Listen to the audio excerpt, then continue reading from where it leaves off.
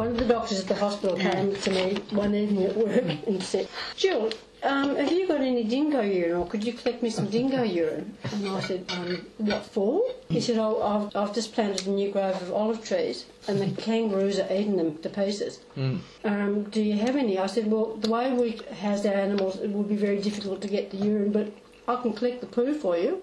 I said, pretty potent. Yeah, exactly. So he said, well, all right, we'll give it a try.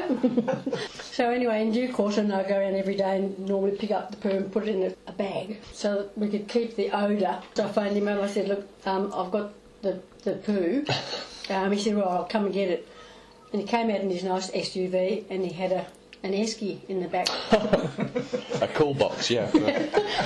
Anyway, he said, well, I opened up the bag to have a look and, he said, I don't think I'll put that in there. I said, well, I wouldn't have even thought of putting it in there. I would have thought of opening the bag. I mean, that's Pandora's box. So anyway, I said, look, I'll get some tape and we'll tape it sealed. Anyway, it didn't quite. He said he had all the windows open in the car and he drove it home. He said he was still getting this glorious aroma all the way back. Anyway, I said, do you want to come? He said, I'm on a mission. I've got to go home and put all this stuff out.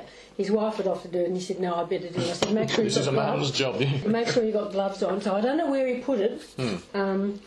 Didn't see him for nearly a fortnight and he came in there and I said, how'd you go? He said, well, he put it down and he said, I haven't sighted a kangaroo since. That's because he'd gone blind from the smell. Yeah, so he sort of said that if it works out all right, like if it works out, then his wife and a group of people are planting trees to try and preserve the helmeted honeyeater up around this area. Right. He said that if it works like that, then they might be able to use some. It's a great natural deterrent, and what's good about that is, you'll start to convince people that having the dingo around is a very useful thing, because how much money do people have to spend on electric fences, which don't work anyway, because the kangaroos just jump over them? Well, the people who've got the one of the paddocks over there, the fellow owns most of the land. He said, I haven't had as many fox attacks, because we used to walk our dogs around the outside of the paddocks and all that sort of stuff. And of course they'd mark territory right, left and centre. Their urine is very rank, extremely rank. So he made the comment that because we had the dingoes there, that he wasn't getting the fox attacks sort of thing. See, that's the kind of education that people need, because they say I watched started watching a documentary about these ranchers who were saying that their cattle was being attacked by these dingo hybrids, and that the dingo was a bad thing. And what you've got here is a landowner who realises having the dingoes around is a good thing, because there's no foxes, because they're deterred by the presence of dingo. The numbers have gone down. We went up to the Myrtle for the show just to do a bit of public relations.